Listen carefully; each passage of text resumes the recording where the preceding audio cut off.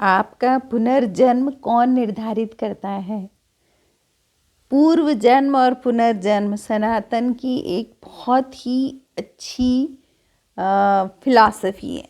पूर्व जन्म और पुनर्जन्म ये क्या होता है और कौन आपका पुनर्जन्म निर्धारित करता है? जय श्री राम दोस्तों। तो आज की मेरी वीडियो में ये है कि पुनर्जन्म, अगर हम पुनर्जन्म लेते हैं तो कौन सा कर्म हमारा ये निर्धारित करेगा कि हमारा आने वाला जन्म कौन सा होगा। यानी कर्म विज्ञान सबको पता है कि हम अपने कर्मों का परिणाम हैं। जो हम कर्म करे थे हम उसका परिणाम है। तो अब ये जानना बहुत ज़रूरी है, जो हो गया सो हो गया। अब हम ये जानना चाहते हैं कि अगर दूसरा जन्म लें तो उसके लिए कौन सा कर्म हमारा जिम्मेदार है। तो दोस्तों, आज मैं अपने वीडियो में बताऊंगी कि पुनर्जन्म के लिए कौन सा कर्म करना है और कहाँ आप पुनर्जन्म चाहते हो। रोज़ की तरह यदि आपको मेरा वीडियो पसंद आता है तो मेरे वीडियो को लाइक करें, मेरे चैनल को सब्सक्राइब करें, मुझे कमेंट भी करें और शेयर भी करें। तो दोस्तों, पुनर्जन्म सनातन परंपरा में बहुत अच्छी एक फिलॉसफी है कि किसके अकॉर्डिंग हमको जन्म मिलता है, और उसमें सबसे अच्छा ज्ञान है गीता का ज्ञान। एक एक चीज़ को भगवान कृष्ण ने बहुत ही अच्छे तरीके से समझाया है। अगर तभी भी हम लोग ना समझें तो हम लोग सिर्फ बाहर से सनातनी हैं, हम लोग भीतर से सनातनी नहीं हैं। और बाहर वाला तो उतर जाता है। बाहर से आप सनातनी बनो, हम भगवा पहनेंगे, हम ये करेंगे, ये सब बाहर का रंग। आप कभी देखो ना, बाहर से किसी को पुताई कर दो, रंग दो, तो उसका रंग उतर भी सकता है। लोग फलों पे लगा देते हैं, कर दे, उतर जाता है थोड़ी देर में। लेकिन अगर भीतर से रंगा हुआ है, जैसे आपने कभी वो इलाहाबादी अमरूद हमारे यहाँ बोलते हैं, वो जो अंदर से पिंक कलर के होते हैं, जब उस अमरूद को धो के देखो तुम जरा, अंदर से नहीं धुलेगा ना, क्योंकि वो भीतर से कलरफुल है। तो ऐसे ही हमको सनातनी भीतर से होना है, और भीतर से होने के लिए हमें गीता पढ़नी है, हमें जानना है चीज़ों को।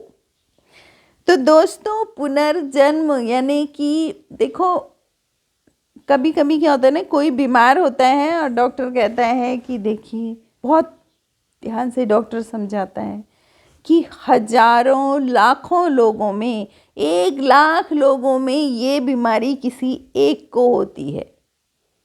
मेडिकल साइंस अभी तक ये नहीं बताया है, ये जो चिकित्सा विज्ञान ने अभी तक ये नहीं बताया कि फिर उस 1 लाख में इसी को क्यों हुई।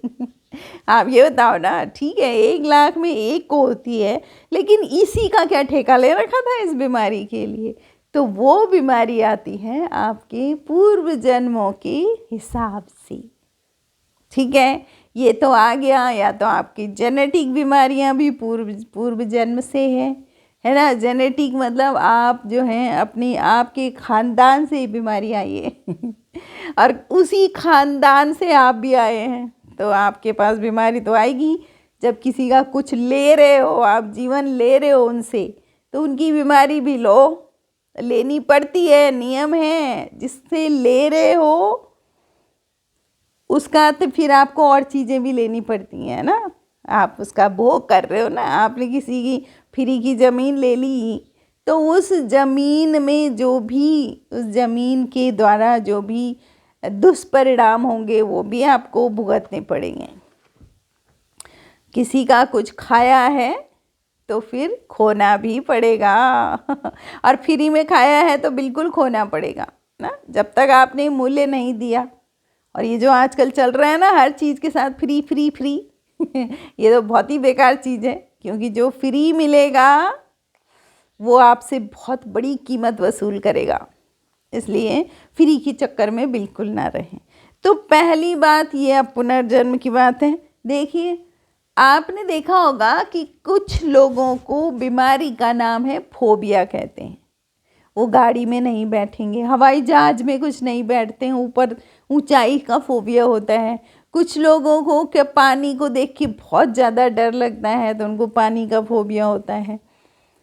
तो फोबिया भी, अगर आपकी मृत्यु ऊंचाई से हुई है तो दूसरे जन्म में इंसान ऊंचाई से डरता है। क्यों? क्योंकि उसकी मेमोरी है, उसके दिमाग में सेल्स में भी मेमोरी पड़ी हुई रहती हैं, तो वो पीछे से कनेक्ट होता है। बिल्कुल इस चीज़ों को आप माने। अब मेरा वीडियो जो था वो ये है कि पुनर्जन्म कौन कर्म निर्धारित करता है।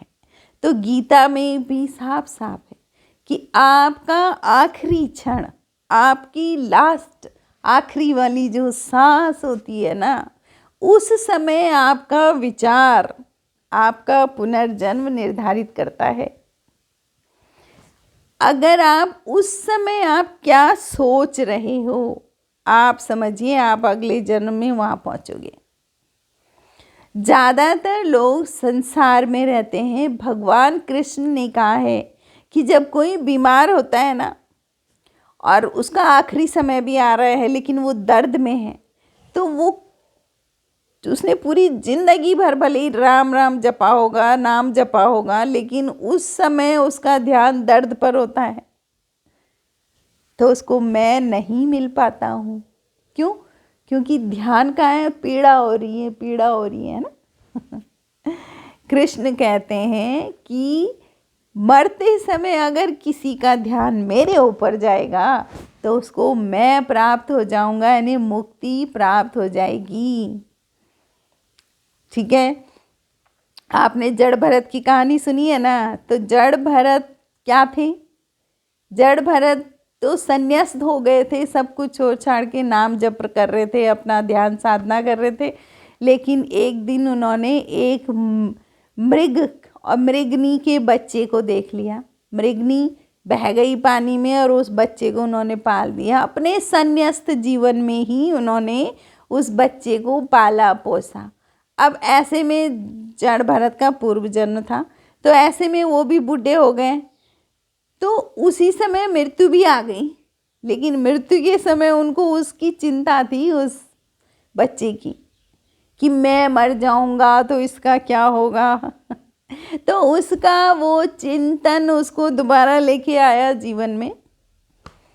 तो आखिरी बार का जो चिंतन होता है ना, आखिरी सांसें जब आप ले रहे हो, वो आपका पुनर्जन्म निर्धारित करता है। गीता में भगवान कृष्ण ने कहा है कि उस समय मेरा ध्यान लगाओ तो आपको पुनर्जन्म लेना ही नहीं पड़ेगा, आपको मुक्ति मिल जाएगी।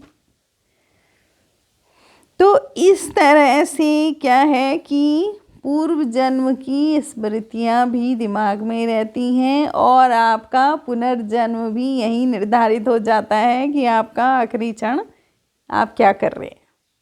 और जो लोग कहते हैं ना कि प्रैक्टिस में रहो, प्रैक्टिस में रहो, प्रैक्टिस में रहो, प्रैक्टिस के साथ साथ अपने सत्कर्मा को भी बढ़ाते रहो। एक तो आप नाम जप की प्रैक्टिस कर रहे हैं और आप कर्मा कुछ अच्छा नहीं कर रहे हैं, कुछ ऐसी कमाई नहीं कर रहे हैं, तो फिर भी आपका दिमाग इधर उधर भटक सकता है। तो दोनों तरफ से बिल्कुल एक रास्ते पर चलिए, आपका पुनर्जन्म फिर होगा ही नहीं। क्यों लेना है? पुनरपि जननम पुनरपि मरणम पुनरपि जननी जठरे शयनम, ये होना ही नहीं चाहिए। तो दोस्तों, आप अभी से अपनी प्रैक्टिस में लग जाइए। आप एग्ज़ाम की तैयारी करते हैं, लेकिन जैसे आप 50 साल के बाद आप अपनी मृत्यु की तैयारी में लग जाइए दोस्तों। बड़े भाग मानुष तन पावा, है ना? तो जिस तरह का आपका चिंतन होगा वही आपका भविष्य बनाएगा। तो थैंक यू फॉर वॉचिंग।